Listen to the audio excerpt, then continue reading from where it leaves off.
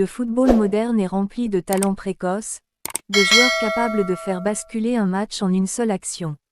Mais parfois, même les plus brillants ne peuvent pas tout porter seuls.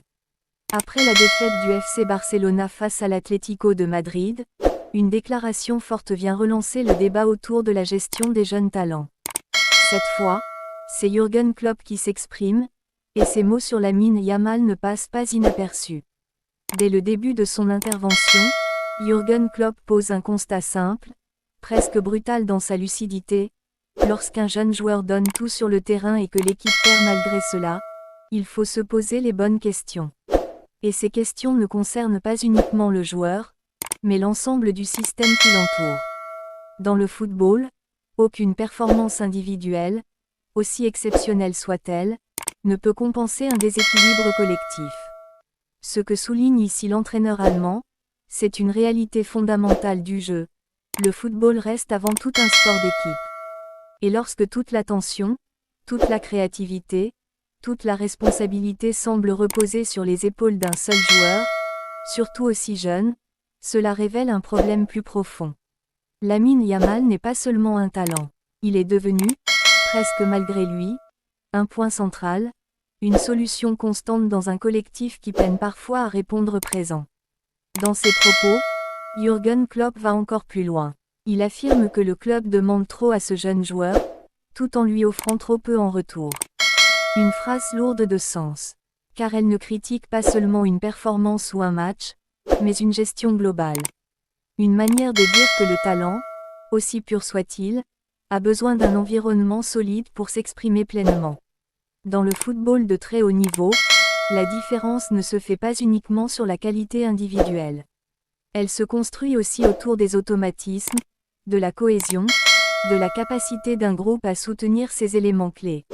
Et dans ce contexte, Lamine Yamal semble parfois évoluer dans un cadre où il doit constamment compenser les manques collectifs. Mais ce qui rend cette déclaration encore plus marquante, c'est la comparaison évoquée. Jürgen Klopp imagine un scénario différent, celui où Lamine Yamal évoluerait dans un club comme le Paris Saint-Germain.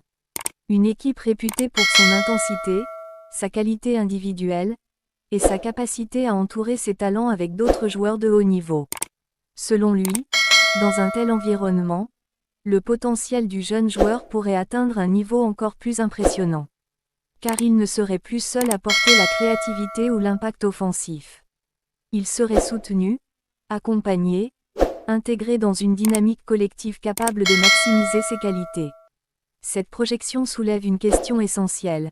Le développement d'un joueur dépend-il uniquement de son talent, ou aussi du contexte dans lequel il évolue?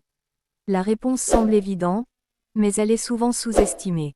Car même les plus grands talents ont besoin d'un cadre structuré, d'une équipe capable de partager les responsabilités, et d'un environnement qui favorise leur progression.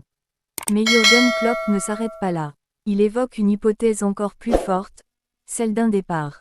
Il affirme clairement que si Lamine Yamal décidait de quitter le club, il ne pourrait pas lui en vouloir. Une déclaration qui peut sembler radicale, mais qui reflète une certaine logique dans son raisonnement.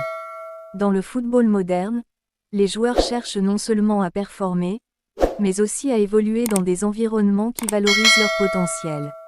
Et lorsqu'un talent exceptionnel ne se sent pas suffisamment soutenu, la question du départ devient inévitable.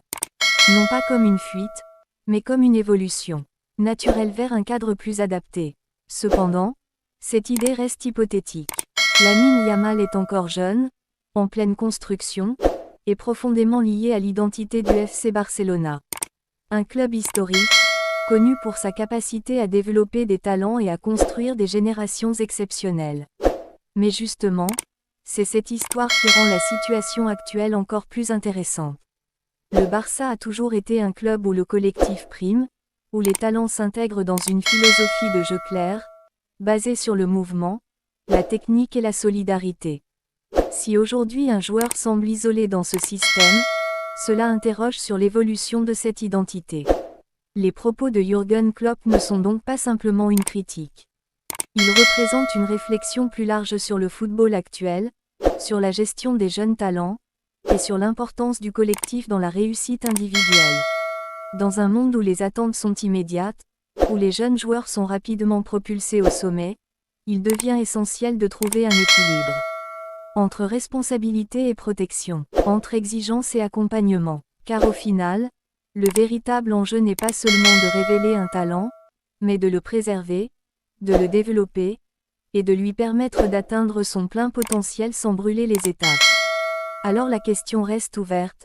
Le FC Barcelona est-il en train de construire autour de Lamine Yamal, ou de trop dépendre de lui? Le débat est lancé, et il pourrait bien définir l'avenir de l'un des talents les plus prometteurs du football mondial. Yeah.